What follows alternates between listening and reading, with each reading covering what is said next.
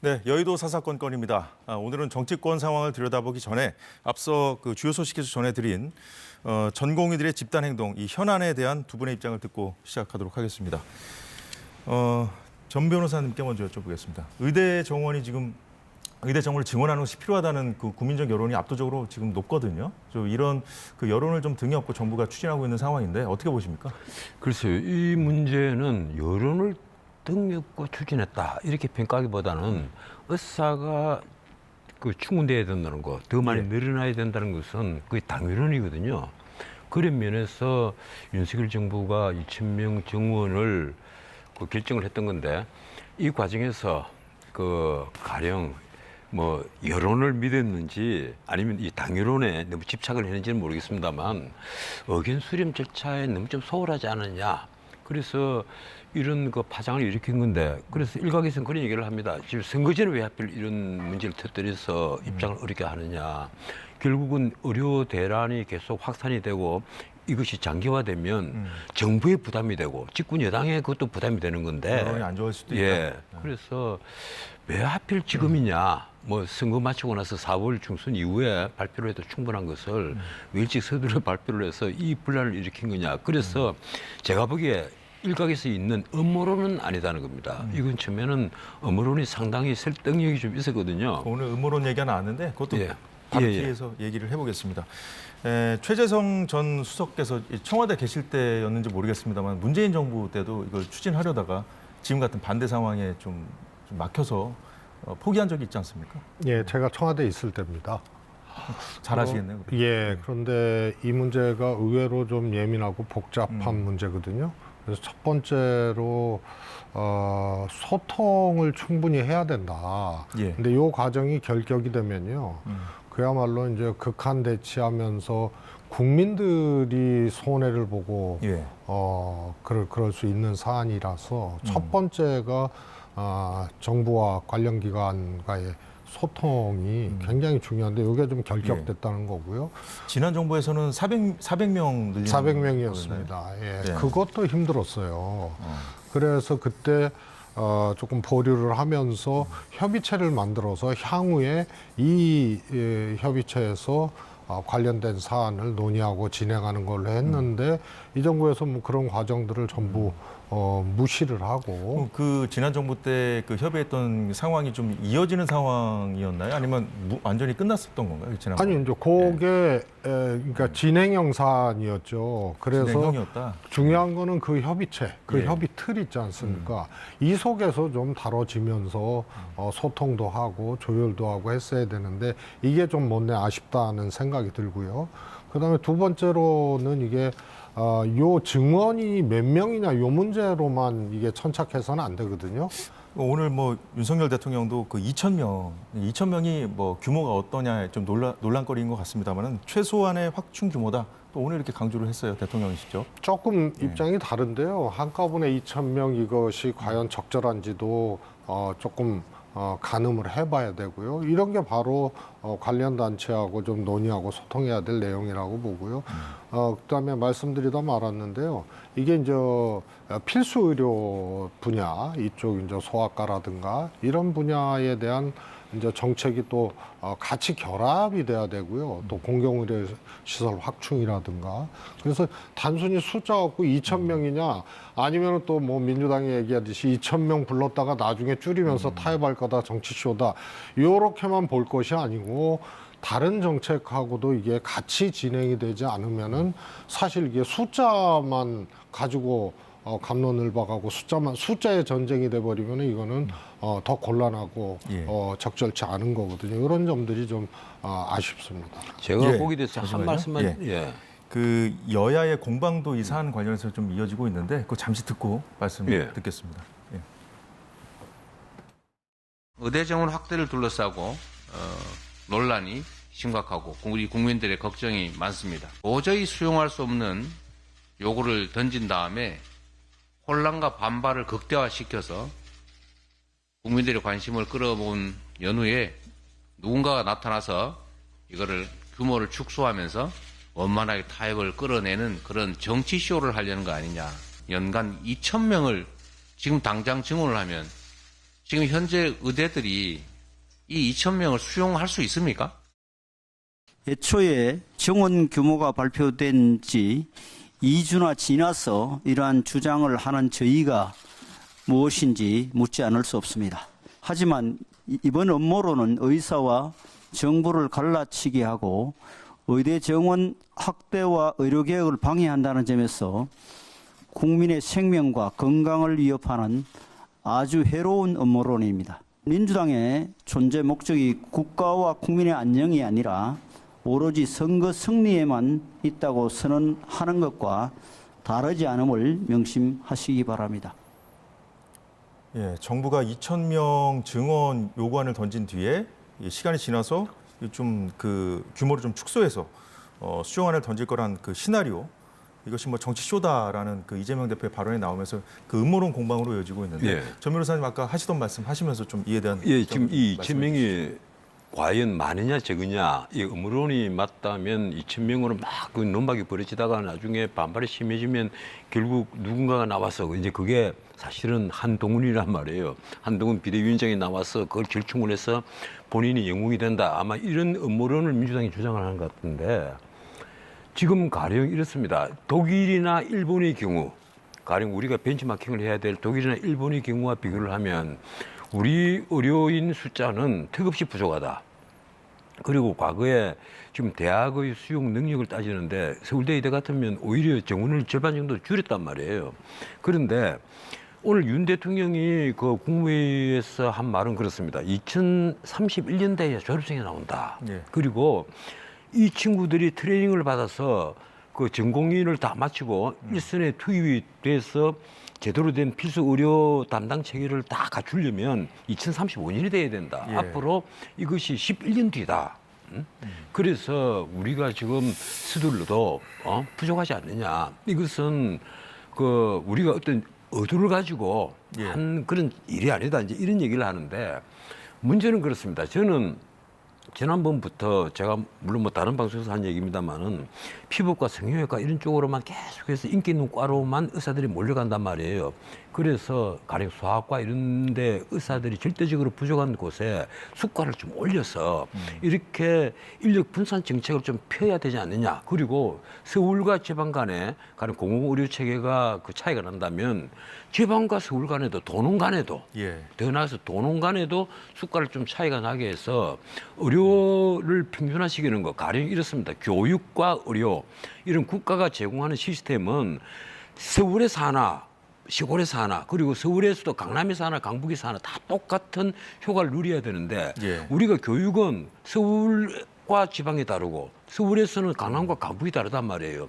의료 체계도 그래서는 안 된다는 겁니다. 그래서 그런 점을 함께 좀 같이 논의를 해서 정부가 정책을 만들었으면 이번과 같은 집단적인 반발은 좀 예. 그 약화시킬 수 있지 않겠느냐 이런 생각을 합니다. 일단 뭐 내년이면 우리나라도 초고령 사회로 진입을 한다는데 그에 따른 어떤 의사 부족 상황 이런 것들에 좀 미리 좀 대비하기 위한 그런 면이 좀 강해 보이는데요. 지금 이게 사실 지금 그 앞서 들은 그 여야 그 대표와 원내대표 발언인데 지금 사실 그 서로 이제 그 선거에 이용하려는 거 아니냐 이런 비판을 하고 있는 것 같거든요. 우선은 어떻게 봐야 돼요?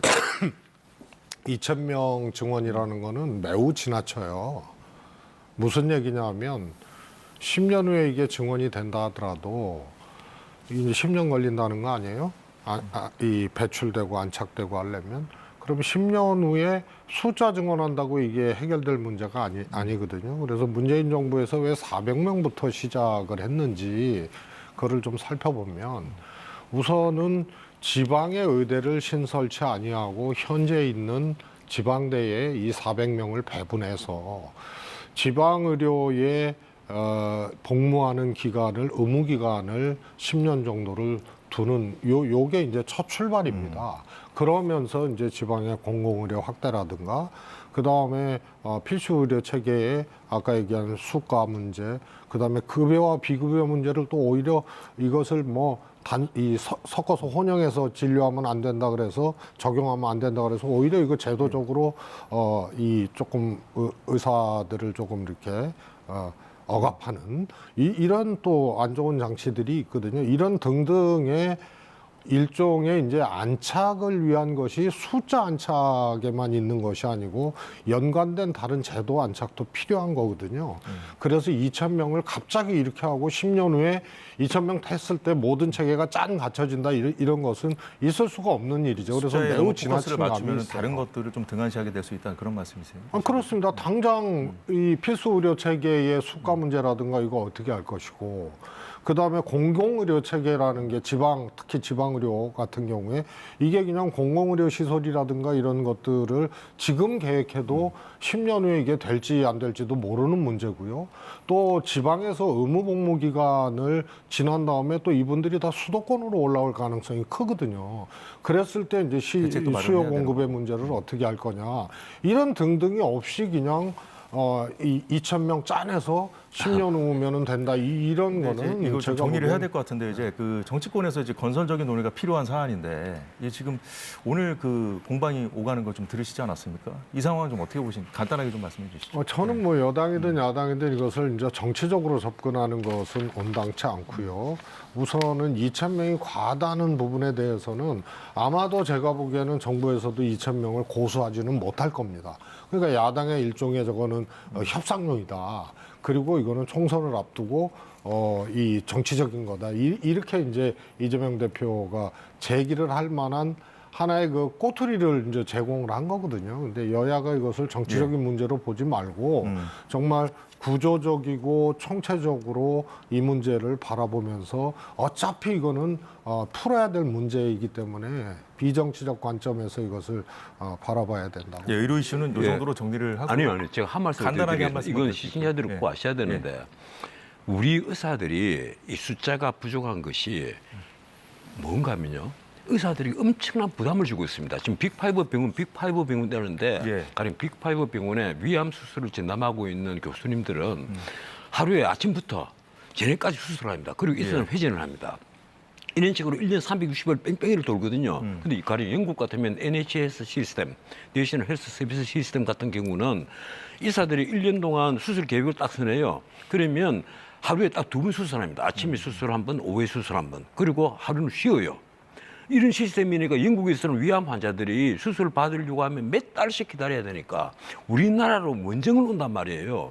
그런데 이게 우리 의사들이 지금 퇴 부족인데 의사들이 그렇게 고생을 하고 있는 거예요, 사실은. 근데 의사들도 알아요. 의사들이 정원이 많이 돼야 되는데 그럼 왜 이렇게 반발을 하느냐? 왜 그런 걸까요? 아까 말씀하신 대로 지금 이렇게 수가도 차이가 없고 하니까 다 시골에 없이 다 서울에 다 올라오잖아요. 예. 이러니까 서울의 경쟁만 치열해지고 시골의 공공의료 시스템은 다 무너지고 있다. 예. 그래서 이런 걸 준비를 하지 않고 무조건 의대 정원을 늘리자. 이러니까 의사들이 지금 반발하고 있는 겁니다. 그래서 제 생각은 충분히 지금 설득을 하는 과정만 거치면 이 문제는 쉽게 해결되지 않냐 이렇게 예. 생각을 합니다. 예, 잘 들었습니다. 자, 오늘 정치권 상황 살펴볼 텐데요. 개혁신당부터 보겠습니다. 3지대 빅텐트가 제대로 펼쳐보기도 전에 철거됐습니다.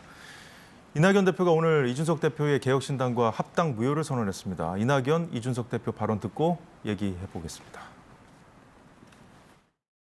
공동대표 한 사람에게 선거의 전권을 주는 안건이 최고위원회의 표결로 강행 처리됐습니다. 민주주의 정신은 훼손됐습니다. 그들은 특정인을 낙인 찍고 미리부터 배제하려 했습니다. 낙인과 혐오와 배제의 정치가 답습됐습니다. 더구나 그들은 통합을 깨거나 저를 지우기로 일찍부터 기획했던 것으로 보입니다. 이번 통합에 있어가지고 여러 주체가 있었습니다. 근데 이견을 조정하는 과정 중에서 새로운 무리가 이탈하게 된 것이고 저희 개혁신당에 합류한 나머지 재구성원들은 저희와 뜻을 같이 하는 것으로 확인해 드리겠습니다. 사실 그 김종인 위원장 기획설이 단순히 그냥 모순으로 부정되는 이유가 뭐냐면은 김종인 위원장에 대한 추천은 오히려 제가 아니라 이낙연 전 총리 측 측근 전직위원에게서 합당선언 다음 날 저에게 들어온 바가 있습니다. 예, 최재성 수석님 먼저 여쭤보겠습니다. 저 일단 한 가지 포인트가 힘으로 이준석계가 밀어붙인 거, 그리고 배복주, 류호정 이 두 사람 등등 미리 낙인 찍고 배제한 거, 이 부분에 대해서 그 이준석 대표가 그동안 비판해 왔던 사람들하고 뭐가 다르냐, 이런 건데요.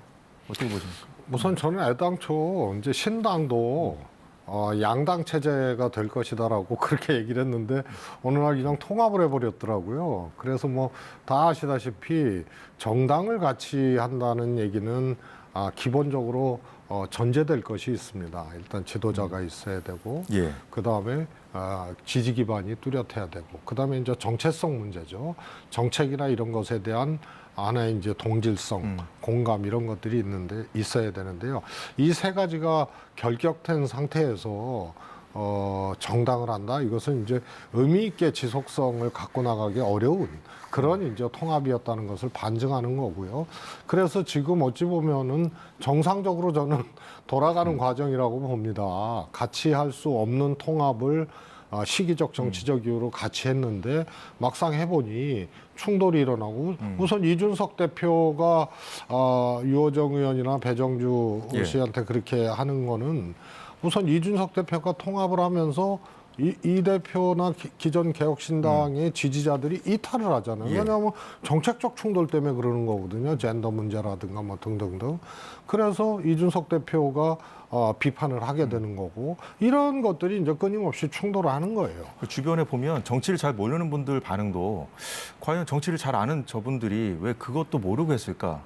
이게 좀 이해가 안 된다는 그런 반응들이 많더라고요. 그래서 저는 그것이 이제 조금 급해서 한 거, 당황해서 한 거, 이런 걸로밖에 해석이 안 되고, 이준석 대표가 최대의 피해자라고 저는 얘기를 했거든요. 통합의 최대의 피해자다. 그래서 어차피 보수의 그라운드로 다시 가서 거기서 자기 역할을 하고 자기 정치를 할 수밖에 없는 게 이준석의 운명이거든요. 그 얘기도 좀 이따 해보겠습니다. 자, 전 변호사님. 예.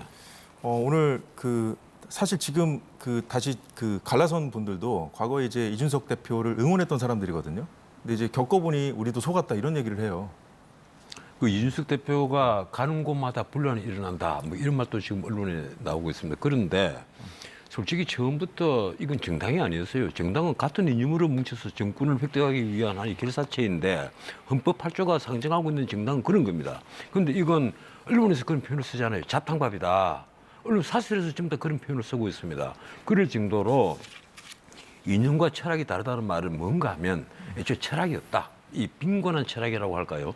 문자 그대로 본인들은 무능하고 타락한 거대 양당의 어떤 독점적인 그런 구조를 깨겠다. 이래서 예. 출발을 했지만 결국은 나중에 보니까 돈, 공천 이 두 가지 문제 아니겠느냐.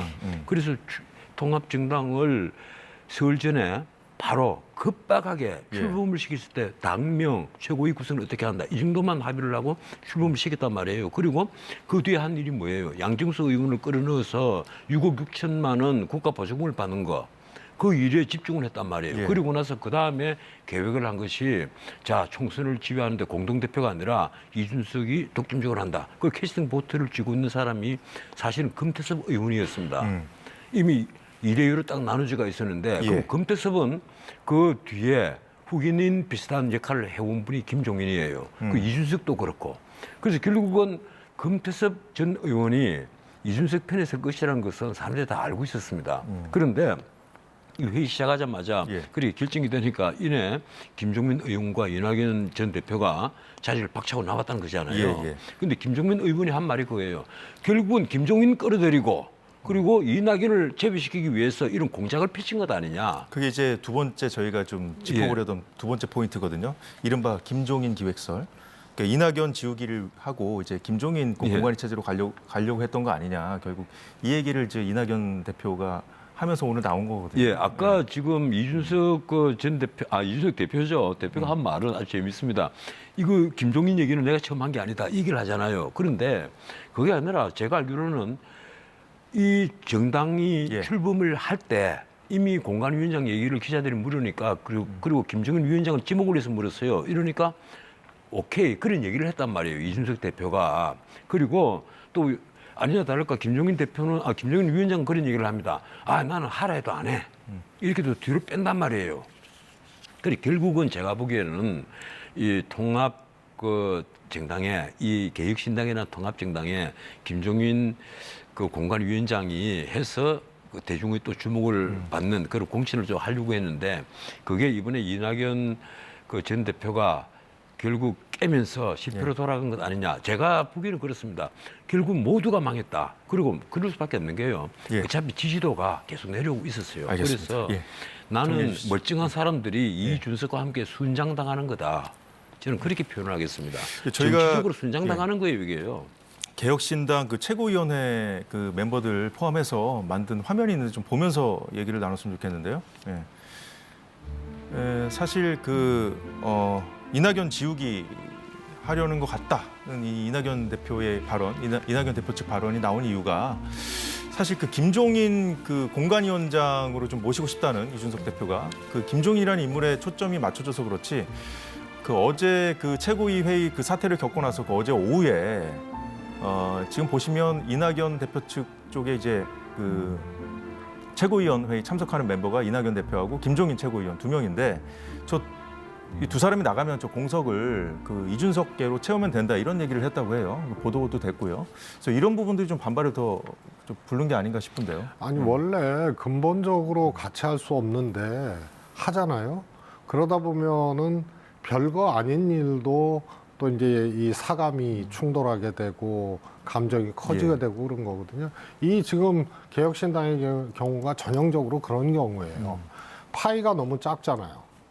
파이가 작은데 주도권은 분명히 있어야 되고 지금 좀 아까 화면에 띄워진 이 최고위원회 인원 분포 있잖아요. 5대3. 화면을 좀 더 볼게요. 저게 사실은 신당이 통합을 안 했으면은 만약에 두 신당이 양당 체제로 두 정당이 존재했다고 하면은 딱 저 세력 분포거든요. 그러면 그래서 그걸 인위적으로 해놓고 충돌이 일어나니 또 저렇게 이제 갈라지니까 이낙연 대표 쪽은 애당초 4개의 친당 추진 세력이 있었지 않습니까? 그래서 이대로 가면은 양당 체제가 되면은 이준석 개혁신당이 좀 몸집이 좀 커지고 이낙연 대표 쪽이 좀 고립되는 그런 형국이겠구나 싶었는데 딱 지금 저 그림이 그거죠. 오늘 이낙연 대표가 한 발언 중에 그 민주당을 대신할 진짜 민주당을 세우겠다고 했어요. 결국 그러면 이 이준석계하고 이낙연계가 공이 차라리 그냥 찢어져서 뭐 보수신당이나 진보신당으로 가는 것이 더 낫겠다는 생각을 내심 그동안 하면서 어설프게 좀 손을 잡았던 게 아닌가 하는 생각도 들고요. 그러니까 왜 했느냐가 해명이 안 되잖아요. 그래서 그거는 합치면 뭔가 될 것 같다. 이런 이제 조급함이라든가 이런 것들이 뒷받침되지 않았나 싶습니다. 그리고 1+1이 되면 2가 되거나 시너지가 돼서 3이 되거나 해야 되는데 이 통합 이전의 조사에도 1+1이 되면은 1.5가 돼버리거든요.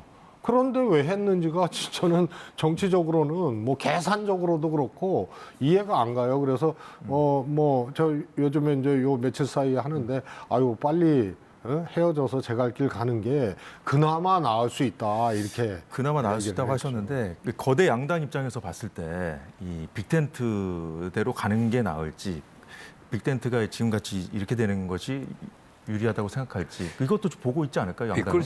글쎄 많은 그 정치 전문가들은 언론이 보는 거와는 달리 의외로 이 제3지대라고 불리는 세력들 그걸 언론에서 뭐라고까지 봤는가 하면 8년 만에 3자 구도를 이뤘다 이렇게 봤단 말이에요. 그리고 국민의힘 민주당 또 다른 세력 제3지대 여기가 아마 그 3자 구도가 돼서 경쟁을 할 것이다 이렇게 봤는데 많은 정치 전문가들은 그게 아니다. 우리나라는 양당화에 양당제에 너무 익숙해져 있고 그리고 제3세력이 제3세력이라고 부를 정도의 어떤 독자적인 이념, 철학이 없다. 정책이 없다.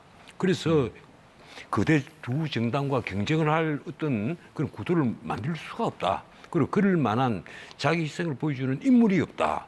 그런 얘기들을 많이 해왔습니다. 그리고 실제 이번에 보면 이낙연 대표가 바로 직전까지는 민주당에서 그래도 자기 주자 중에 한 분으로 꼽혔잖아요.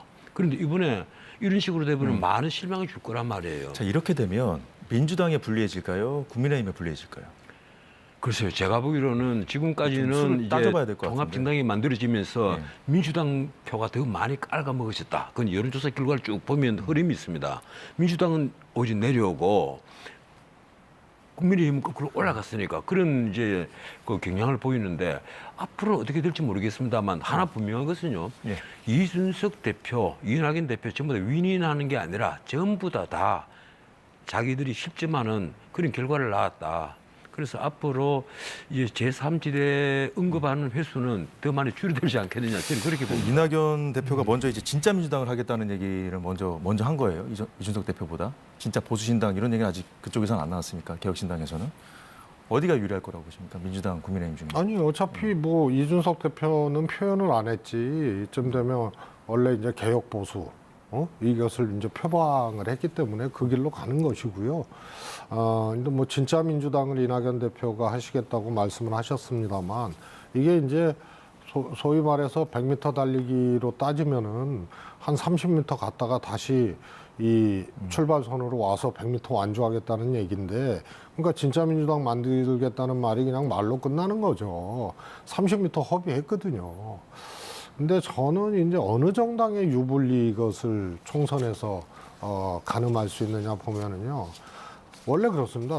통합된 형태, 갈라서지 않고 통합된 형태의 개혁신당이든 아니면 이준석 신당, 이낙연 신당 따로든 신당의 지지율이 있지 않습니까? 이것을 넘어서는 지역구 후보는 거의 없어요. 근데 있다면 누구냐?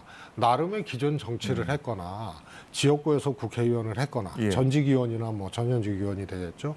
이런 분들은 신당의 지지율보다 개인 득표력이 높아요. 그럼 그분들이 그런 점에서 좀 불공정하게 배제됐다고 생각하면 나갈 수 있겠네요. 아니 신당으로 갈수 지금 있겠네요. 예를 들어서 뭐 조홍천 의원이라든가 또 뭐 이원욱 의원이라든가 그래서 지금은 당선보다는 잠식 효과가 어디가 더 클 거냐. 그래서 어느 정당이 손해를 볼 거냐, 양당 중에. 예. 그렇게 놓고 본다면요. 이낙연 대표 쪽 의원들이나 전직 의원들이 조금 과거에 출마도 했고 의원도 했고 이런 분들이 많고요. 이준석 대표 쪽은 지금 조홍천 의원, 이원욱 의원 말고는 사실은 젊거나 이제 신예들이 지역구에 출마할 거기 때문에 예. 국민의힘 잠식 효과는 상대적으로 이낙연 신당 후보에 비해서는 적다. 그러면 결국은 개인의 득표력에 의해서 이게 잠식 효과 크기가 정해지는데 이낙연 대표 쪽이 조금 더 민주당의 후보의 득표를 잠식하는 예. 그 크기가 좀 크지 않을까 싶습니다. 예, 잘 들었습니다. 지금부터는 민주당 보겠습니다. 민주당은 어제부터 현역 의원 하위 평가자들에게 개별 통보가 가면서 크게 술렁이고 있습니다. 어제 국회 부의장인 사선의 김영주 의원이 탈당을 선언했습니다. 김 의원은 현역 의원 평가에서 자신이 하위 20%에 들었다는 소식에 모멸감을 느낀다. 하위 20% 이거는 뭐 컷오프를 의미하는 것은 아닙니다. 뭐 경선에 나갈 수도 있고 한데 여기에 본인이 이제 포함됐다는 것 자체에 이제 모멸감을 느낀다면서 민주당이 이재명 사당으로 전락했다 이렇게 비판까지 했습니다. 그러면서 이제 정량평가, 정성평가 점수를 공개하라고 요구했는데 최성님께 먼저 여쭤보죠 이것도. 도대체 정성평가가 뭐길래 이러는 건지. 가령 이제 민주당에서 이제 두 가지 일이 있었거든요. 첫 번째가 총선과 관련된 거는 아니지만 예. 당대표를 뽑는 전당대회에서 권리당원과 대의원이 내 비율이 권리당원 숫자에 비해서 너무 대의원이 과대 대표됐다. 해서 이걸 조정에 들어가요. 그래서 권리당원 비중이 높아졌거든요. 그럼 이재명 체제 아니에요? 그리고 이재명 대표의 적극적 지지자들이 권리당원에 많이 분포돼 있거든요. 그러니까 이게 총선 후에 당권 8월달 전당대회도 이재명 대표 쪽에 누군가가 이걸 하기 위한 사전 작업이다 이렇게 이제 오해를 했어요. 예. 그다음에 또 하나가 의원 현역 의원 민주당 평가제도 있지 예. 않습니까? 그 문재인 대표 때 이제 만들었던 거고요. 제가 사무총장 때죠. 그런데 이 평가제도에 대해서 손을 보기 시작해요. 그래서 어떻게 바꿨습니까? 정량 정성 평가는 그때도 있었고 지금도 예. 있는데 정성 평가의 비중을 높인 거예요. 비중이 높아졌다. 그래서 그게 옳다 하더라도 나중에 그것이 관리되고 예. 승복하고 이러는데 이 소위 말해서 그 평가를 앞두고 룰을 바꾸는 거는 그거는 좀 위험하다. 저도 그런 이제 지적을 그러면 그 했는데요. 정성평가 항목에 뭐가 들어갔는지는 이제 정량평가라는 알려지지 거는 이제 예를 들어서 입법 발의한 뭐 횟수라든가 통과된 횟수, 예. 뭐 출석 횟수 뭐 요런 거고요. 정상평가는 이제 지역구 적합도, 여론조사, 그다음에 지역구 활동을 잘 했는지 예. 뭐 이런 등등이 이제 정상평가가 그렇군요. 되겠죠. 근데 이 지역구 활동 평가나 이런 것들도 사실은 이제 거기에 이제 당원들이 또 이제 역할을 할 수 있고 예. 여론조사 있지 않습니까? 네. 이런 것을 이제 여론조사 방식으로 해서 현역 의원 적합도라든가 교체율이라든가 이런 것도 지역구의 이제 권리당원이나 이런 분들이 강하게 이제 영향력을 작동할 수 있기 때문에 이재명 대표 체제에서 정상평가를 강화하면 반명 비명이 손해 볼 수밖에 없다 이런 예. 것이 흘러나오게 되는 거죠. 그래서 이 제도를 정상평가 비중을 높인 게 아마 저런 이제 이 반발이나 이런 것에 이제 명분으로 예. 또 작동을 하게 되는 거죠. 자, 그런데 오늘 민주당에서는 하위평가 대상자가 한 명 더 드러났습니다. 박용진 의원이 현역평가에서 하위 10%에 포함됐음을 통보받았다고 밝혔는데 영상 보고 이어가겠습니다. 힘을 가진 누구 한 사람에게만 충성하고 그를 지키겠다는 정치는 정작 국민에게 충성하고 국민의 삶을 지키며 세상을 변화시키는 일에는 반드시 실패하게 됩니다. 저는 그런 정치하지 않겠습니다. 정당 민주주의 위기와 사당화의 위기에 빠진 민주당을 살리기 위해 구당 운동을 하는 심정으로 국민에게 사랑받는 민주당을 다시 복원하겠다는 정풍 운동의 각오로 오늘의 이 과하지옥을 견디겠습니다. 반드시 살아남겠습니다. 예, 전원책 변호사님, 예. 앞서 봤던 김영주 의원 같은 경우에 예. 하위 20%예요. 예. 경선을 할 만하다고요, 20%는. 그래도 20% 감산당합니다. 예, 감산당하는데 근데 박용진 의원은 하위 10%예요. 30%가 감산됩니다. 예, 사실상 컷오프인데 박 의원은 그런데 이제 탈당하지 않고 경선 치르겠다는 거거든요. 일단은 두 분 다 불명예고 이제 그런데 아까 뉴스를 보니까 뭐 문재인 대통령부터 여러 친문 세력들이 다 말리고 있는 모양이에요. 탈당하는 것을. 그런데 지금 민주당이 왜 이런 사태까지 왔느냐를 살펴봐야 됩니다. 예. 민주당이 왜 이렇게 자멸의 길로 빠지고 있느냐. 지금 들리는 말로는 계속 사당화, 뭐 권력의 사유화, 비선, 밀실, 그리고 사천 이런 말들만 계속 나온단 말이에요.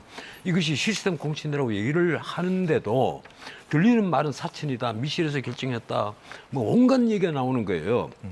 그 말은 뭔가 하면 지금 공천을 하는 잣대 그리고 의혹의 중심에 뭐가 있는가 하면 이재명 대표의 사법 리스크, 또 하나는 친명이냐 아니면 친문이냐 아니면 친문, 예, 근데 비명이냐, 이것으로 공천의 잣대가 흔들린다.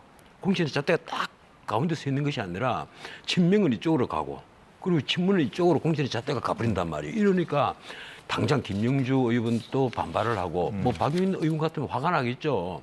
특히 김영주 의원 같으면 그럽니다. 내가 해마다 항상 최우수 의원으로 뽑히고 했는데 언론이 그렇게 날 뽑아주는데 내가 어떻게 하위 20%냐. 그리고 박용진 의원은 내가 대선 후보로 이재명과 경쟁을 하고 그리고 당권을 두고 이재명과 경쟁했기 때문에 나를 이렇게 하는 것이 아니냐. 누구나 그런 의혹을 다 갖고 있단 말이에요. 그래서 내가 보기로는 이런 결과가 계속 쌓여가면 지금 그렇습니다. 전부 다 승복을 하지 못한단 말이에요.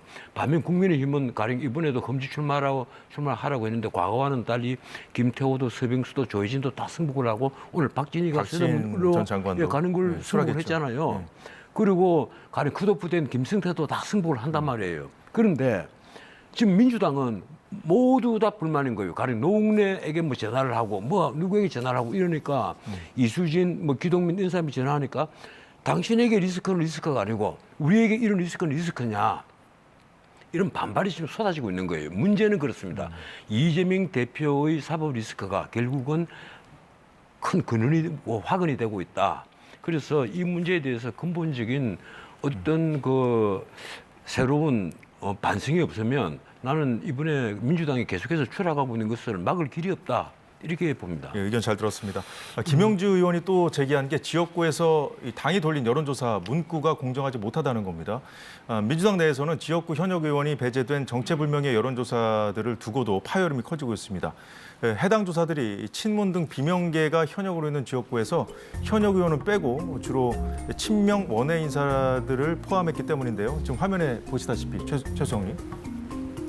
보면 이게 대표적인 어떤 86 정치인들, 상징적인 인물들 아니겠습니까? 근데 대신 여기에 이제 들어갈 것으로 지금 그러니까 비명계에서 이제 문제를 제기하는 분들은 이제 친명 원외 인사들이거든요. 네. 이 상황 어떻게 보죠? 민주당이 지금 노란불이 아니고 완전히 빨간불이 켜졌어요. 정말 비상해요. 그리고 여기서 수습과 반전을 하지 못하면 주저앉는 거거든요. 매우 우려스러운 상황인데 바로 그겁니다. 실제로 반명이라고 불려지는 의원들이 지역구도 관리 못하고 또 현역 의원으로서 제대로 활동도 못하고 객관적으로 그런 분이 있을 수도 있어요. 그런데 그 지역에 친명을 거론하고 친명을 넣으려고 한다.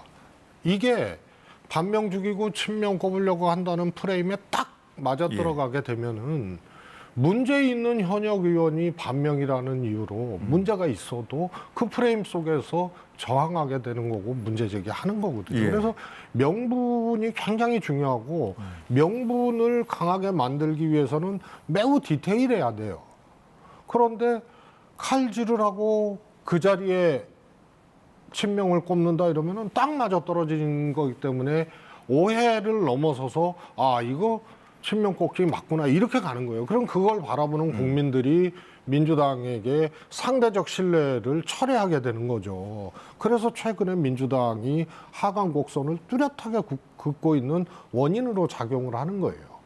근데 이제 친명계 공천을 하기 위한 것은 아니라는 게 이제 당의 입장인데 지금 그 여론조사에 그 현역 의원들 대신 들어간 인물들이 김용 전 부원장을 변호했던 분도 들어가 계시고 뭐 대장동 의혹 변호인도 들어가 있고 막 그렇거든요. 그래서 이제 출마는 자유인데요. 전체 모아 보면은 정말 새까맣죠. 심지어는 자기가 원래 지역위원장으로 있던 지역도 반명하는 의원 쪽으로 가서 갑자기 김우영 그런 경우잖아요. 은평구에. 그다음에 경남에서 했던 양문석 그런 경우고 이재명 대표 특보 출신들도 A 지역을 선택했다가 갑자기 반명 있는 B 지역으로 틀거나 이런 걸 숫자로 따지면 많거든요. 이런 것을 정무적으로 정리를 해줘야 되는 거예요. 그래야 이 친명 꼽기, 반명 죽이고 친명 꼽기 한다는 것에 명분을 갖고 아니다라고 얘기할 수가 있는데 말은 그렇게 하고 실질적으로 진행되는 거는 딱 맞아 떨어지니까 여기서 파열음이 나고 이 하위 20%도 사실은 저항하고 아예 4년 전에는 내가 하위 20%라고 밝힌 의원이 한 명도 없어요. 보안도 센 적이 없고 지금은 이런 과정이 다 연관돼 있기 때문에 하위 20% 의원 스스로가 이것에 대해서 밝히고 저항하고 하는 거 아닙니까? 이게 이런 거다고 연관이 있어요. 또 하나 말씀드리고 싶은 거는 이재명 대표 리스크 얘기했잖아요. 리스크 있죠. 그러나 우리는 부당하다고 하는 거죠. 이재명 대표에 대한 탄압이라고 하는 거죠. 그런데 대표를 포함해서 사무총장, 공천의 핵심적인 역할을 하고 있는 이 대표 포함한 친명 핵심들 있잖아요. 여기는 자기 경쟁자들을 자격심사 과정에서부터 제거해버려요. 그래서 여기서 오히려 그 리스크를 없애고 명분 갖고 공천 상황을 객관적으로 정리해낼 힘을 가지려면 헌신을 해야 되는데 이 헌신은커녕 오히려 오만하게 하니까 친명계 지도부 핵심들의 헌신이 통제가 필요하다. 안 되고 관리가 안 되는. 이미 저희 코너 시간은 다 썼는데 제가 한 30초만 얘기를 하겠습니다. 짧게 부탁드리겠습니다. 이번에 한번 보세요. 명색이 정치학자 출신인데 임육배 공관위원장이 윤석열 정권 출범에 책임 있는 사람 책임 묻겠다는 식으로 얘기했잖아요. 그럼 그게 누구겠습니까? 결국은 문재인 정권에서 장관을 하고 뭐 청와대에 있었던 분들 이른바 친문 비명계란 말이에요. 그래서 내가 보기에는 이번 공천은 근본적으로 나는 사친이라는 의혹이 너무 많다. 그래서 이 문제가 해결되지 않으면 아까 우리 최 의원 말씀하신 대로 민주당은 계속해서 추락할 수가 있다. 이 말씀을 드리겠습니다. 잘 들었습니다. 이 눈물 정도로 날 마무리하겠습니다. 정말 큰일 났어요. 제가 오늘 그 여의도 코너는 그 전원책 변호사 그리고 최재성 청와대 정무수석과 함께했습니다. 오늘 말씀 고맙습니다. 고맙습니다.